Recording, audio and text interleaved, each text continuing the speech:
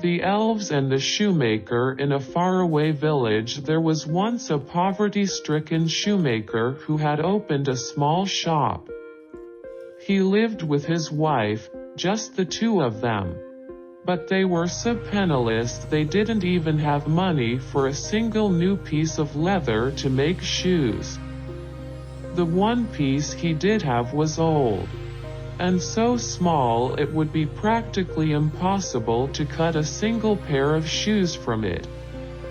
That evening the shoemaker simply laid the old, worn-out leather on the work table. Because he couldn't think of how to cut it in a good way, then put out the candles and, in despair, went upstairs to bed. When the morning dawned, instead of the old piece of leather he found a pair of absolutely gorgeous shoes placed on the work table. The shoemaker and his wife were flabbergasted. Where had the shoes come from? But think hard as they couldn't imagine who might have made them. That very evening they sold this pair of shoes at a price many times more than cost. Then took the money and bought a beautiful new piece of leather big enough to make 2 pairs of shoes. In the middle of the night, the shoemaker took the new leather he'd bought and cut it just right, leaving it on the work table as before going upstairs to sleep. In the morning again there were, as before, shoes standing on the work table, 2 pairs. In place of the leather.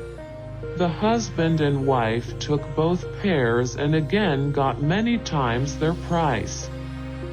This time it was enough to buy food and some really nice clothes to wear.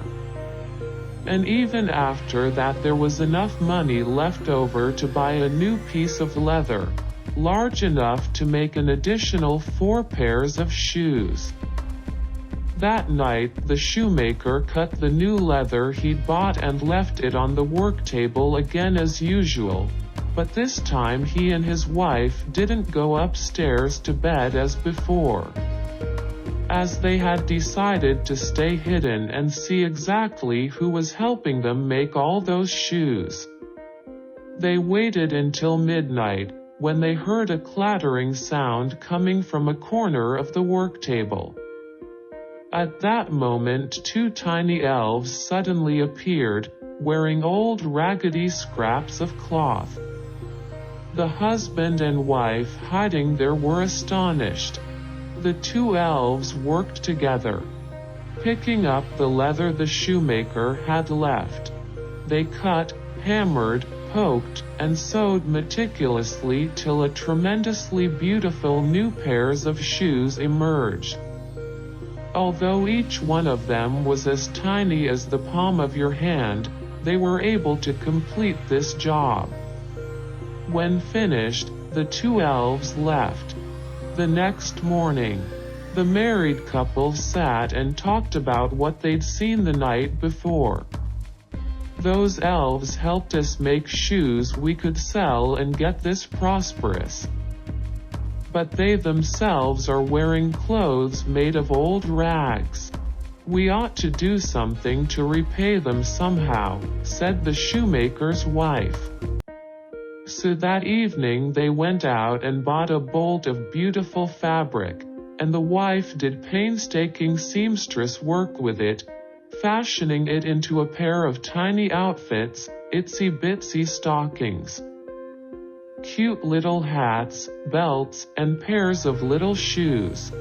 Finished, they put everything on the work table as before and went to hide themselves and wait for the 2 elves to appear as on every other evening. When midnight arrived, the 2 elves walked out and, instead of a piece of leather, saw their new sets of clothing and shoes set out on the work table. They both jumped about and danced for joy, then hurried to change into their new outfits. After that evening, the husband and wife never saw the elves again. but they had become truly rich from selling the shoes the elves had already helped them make, and had money left over enough to buy new pieces of leather. And they were able to make many more pairs of shoes to sell. Finally, this story teaches you that, when we do good, we're likely to get good things in return.